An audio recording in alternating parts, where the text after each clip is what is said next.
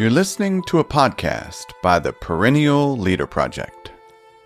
Consider closing your eyes for a moment, if you can. Imagine yourself standing before two roads, one leading to pleasure and freedom, the other to duty and devotion. You pause, aware that whichever option you pick, the other will be lost forever. Søren Kierkegaard, the 19th century Danish philosopher, often considered the father of existentialism, begins his classic either-or here, with a human being suspended between possibility and responsibility. We aim to keep all options available, but as time goes on, it becomes increasingly difficult for us to bear the weight. Do it or do not do it. You will regret both, says Kierkegaard. He isn't mocking us. He's depicting modern life, long before terms like decision fatigue and the paradox of choice were introduced. We live in a world with seemingly infinite options, endless career choices, relationships, and distractions. The modern self, like Kierkegaard's aesthete, wants to feel everything, do everything, be everything. But this hunger for experience can become its own kind of despair. Boredom is the root of all evil, Kierkegaard insists. The despairing refusal to be oneself. The aesthete doesn't live in the moment. He hides in it. He seeks pleasure not to feel alive, but to forget that he doesn't know who he is. And the more we run from that question, the more anxious we become. Modern psychology agrees. Research on the paradox of choice shows that having too many options makes us restless and unsatisfied. Freedom without direction becomes its own prison. True freedom, at least according to Kierkegaard, begins when we dare to choose. Part 1. The weight of responsibility.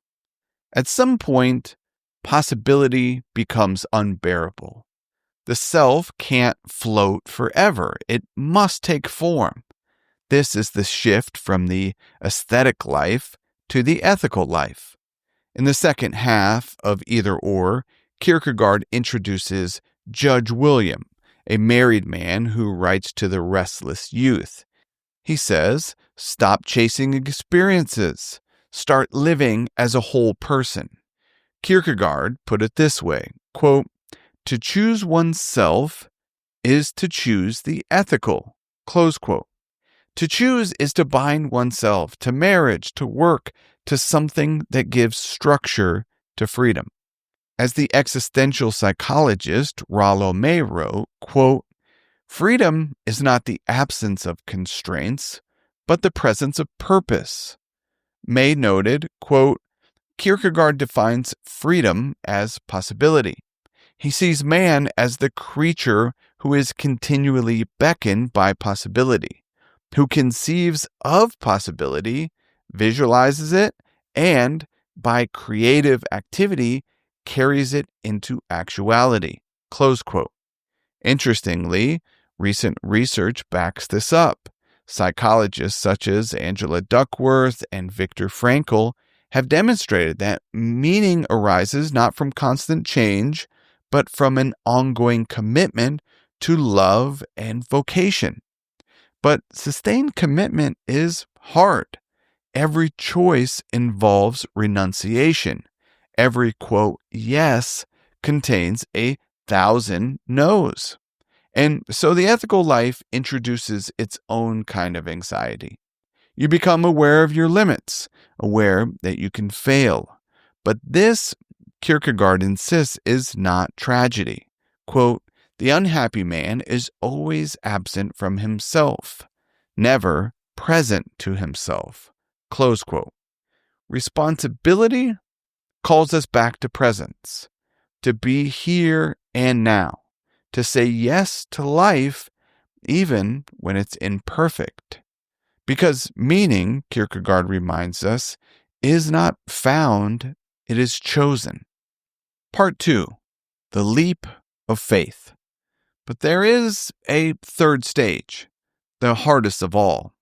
Beyond pleasure and duty lies what Kierkegaard calls the religious stage, where we face the ultimate uncertainty of existence. He writes, quote, "Faith is precisely the contradiction between the infinite passion of inwardness and the objective uncertainty." Close quote. Faith, for Kierkegaard, is not dogma. It's the courage to live without guarantees. It's the willingness to act even when we're uncertain we're right. This is what he refers to as the leap of faith. And this leap is not blind, it's existential. It's the same leap a lover takes when saying, "I do," or an artist makes when facing the blank page. It's the leap you make when you choose love over fear again and again. The German philosopher Friedrich Nietzsche, who shared Kierkegaard's passion for authenticity, offered this challenge, quote, "You must be ready to burn yourself in your own flame. How could you rise anew if you have not first become ashes?" Close quote. To have faith, Kierkegaard says, is to live with paradox, to accept that truth cannot be proven, yet to devote yourself to it anyway. It's what modern therapy refers to as existential courage, the ability to remain open in the face of uncertainty. In the concept of dread, Kierkegaard put it like this, quote, "To dare is to lose one's footing momentarily.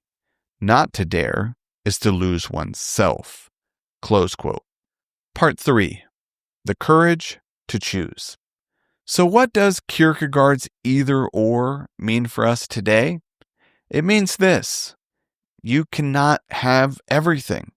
You cannot know everything, but you can still say yes.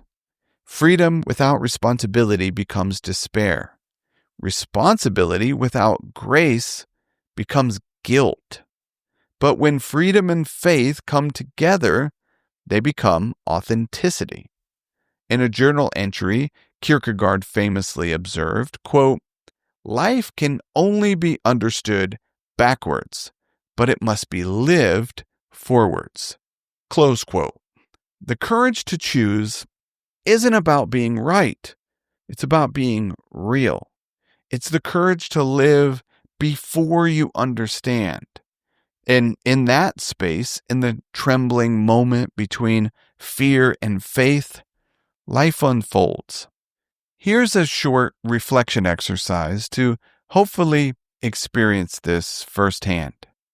Take a deep breath, if you would, and consider these questions. First, what choice am I postponing because I fear regret? Next, where have I mistaken freedom for avoidance? And finally, what small act of commitment could give my life more direction? In his book, The Irrational Man, the American philosopher William Barrett explained these ideas in practical terms.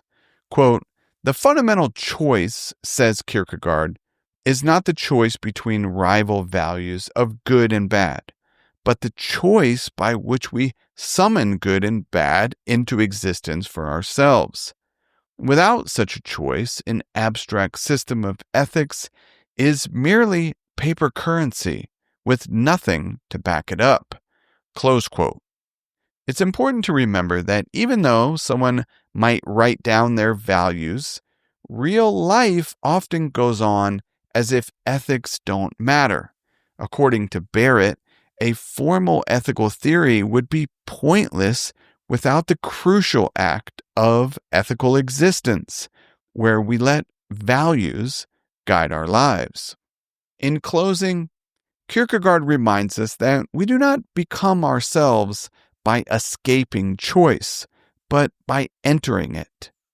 Each act of decision is an act of creation, and each moment of anxiety is the invitation to life. To live is to choose. To choose is to risk. And to risk is to be alive. As Kierkegaard wisely pointed out, the door to happiness opens inward. Until next time, keep seeking, keep daring to choose, and keep becoming each and every day who you already are. Thank you for listening to the Perennial Wisdom podcast. I hope you found something useful for daily life.